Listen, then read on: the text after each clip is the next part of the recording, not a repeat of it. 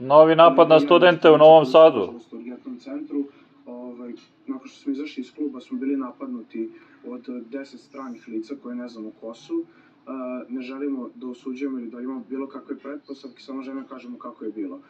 Bilo je to dok smo bili u istom klubu, smo pevali našu dobro poznatu pesmu koja peva cela Srbija, a to je Ko ne skače taj ćaci, gdje smo bili upozoreni da budemo u pripravnosti ako dođu SNS batinaši, tako nam je rečeno. Gdje je čovjek rekao da će stati uz nas ako dođe od tako nečega. Pritom kolega koji je bio na ulazu samih vrata je vidio kako nas neko snima. Ništa nije bilo u klubu. Mi smo nastavili naravno dalje pevamo jer mislim da trebamo da imamo slobodu govora i da peva svako ko šta misli.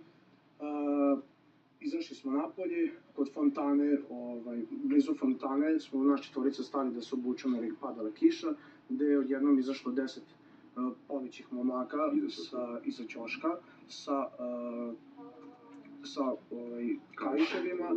kaiševima u ruci, gde nisu ni pitali ni ko smo ni šta smo, nego su bukvalno pitali ili ima neki problem. Nas trojica, on je bio malo iza pa je odmah mogao spući sa strane, nas trojica smo odmah digli ruke i rekli da ne želimo nikakav problem i da smo ovdje došli da se provedemo, gdje oni ni 5 ni 6 nisu, nego su potegli kaiš na nas.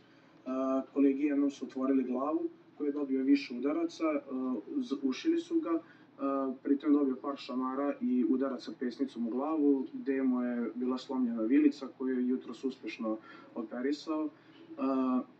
Sad je sve okej. Drugi kolega je na urgentnom kod neurohirurga, postoji šansa da će biti, da ima unutrašnje krvarenje, tako da čekamo da vidimo šta će se desiti i to je to. U međuvremenu je došla policija koja je samo stojala sa nama, nisu ništa preuzeli. Šta da kažete? Da, sad s moje strane, pošto sam bio udaljeniji od njih konkretno, prema meni su odmah krenula par lica, mislim da su bila 3, da sprintaju prema meni. Stoka tuče decu, mamu vam jebe. Ja sam samo držao distancu i povlačio se izazvao zašto nas napadaju. SNS, CZV, Oni su mene ganjali preko cijelog centra, ja sam trčao sve do pozorišta, gde me onda policija ubacila u kola i stavila na lisice. A mislim da bi bilo dobro da su tu radili ljudima koji su nas napali, ali eto, to je neka moja strana priče i onda kasnije su kolege otišli u urgentni.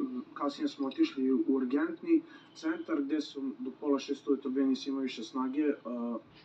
Ljudi su odradili svoj posao, snimili svima nama glave.